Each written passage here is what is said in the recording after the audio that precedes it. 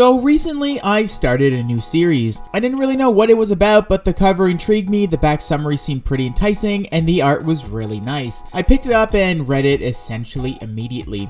I'm not trying to hype this up or to sound sensationalist or anything, but I have to say, I'm not sure I've ever read anything quite like this before. The dialogue in this series is super realistic, like a little too realistic. So much so that it doesn't even seem scripted. It sounds like the author followed his friends around and documented their conversations verbatim, wrote them down, and made a manga from them. What series am I talking about? I'm talking about Imaginary by Nero Ikuhana. So, is this good? Is this bad? Let's talk about it. But before we get started though, I'd like to welcome you to MangAnalysis, where I do little reviews of the manga I've been reading. If you like what you've seen and would like to see more, make sure to subscribe and leave a like. Maybe even leave a comment. Let's get a conversation going. Imaginary follows two characters and their respective group of friends. You have Tasuku, who lives in a small hometown with his sister and father, who feels like he's stagnating a little. And then you have Maika, who left said small town to go to college in the big city. Years later, she comes to visit and their friendship rekindles. However, unbeknownst to the other, they each have feelings for one another, which is absolutely adorable. Tasuku is shy and feels like he hasn't done enough to deserve a girl like Maika, and Maika is frustrated that Tasuku won't make a move, even though she gives very little signs of interest in our boy. It's all very cute, and it's all very funny. Okay, so I'm gonna be straight up, right off the bat, I love this book. I'm really excited to continue the series. It had a pretty big impact on me to the point where I felt I had to write a video about it. Now, while I did love it, and while I found the writing style fun, it also presented a few challenges. What makes the dialogue in the series so realistic, so natural, is how unscripted it feels. Every conversation that happens, especially between multiple characters, is very chaotic, perfectly representing a larger group dynamic. Characters are always interrupting each other, they go off topic, break into tangents, forget what they're even talking about in the first place, will slide in inside jokes the reader has no information on, and then we'll start a new conversation, completely forgetting the initial one. It's really funny, it's also very confusing. By the end of the book, I had come to expect this, which made the experience a little better. However, at the beginning of the book, I was pretty lost. It took a while to get used to. Typically in literature, whenever a character says something, there's a reason for why he said so, or each conversation needs to fit in a larger space. For example, you can have a conversation about absolutely trivial things, but in a way that gets you to know the speakers. Dialogue is a lovely way to develop and add depth to a character. However, in Imaginary, everything seems kind of trivial.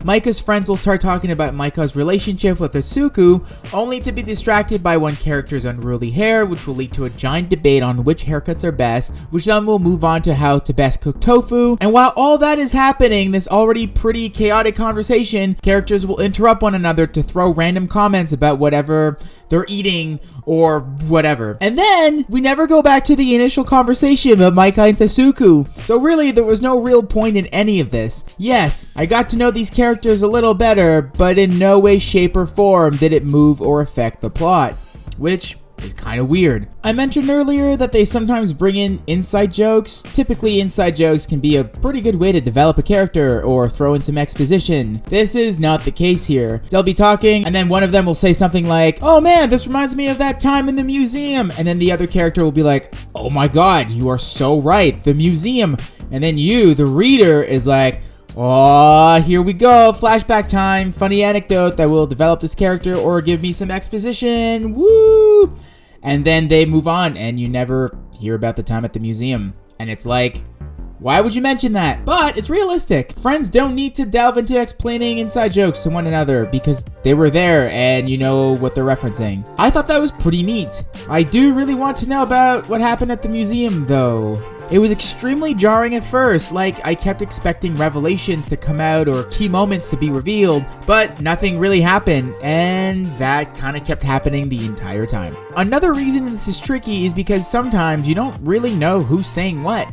That's not necessarily the fault of the dialogue as much as that it's a fault of weird balloon placements or lack of little arrows pointing from the balloons to a character.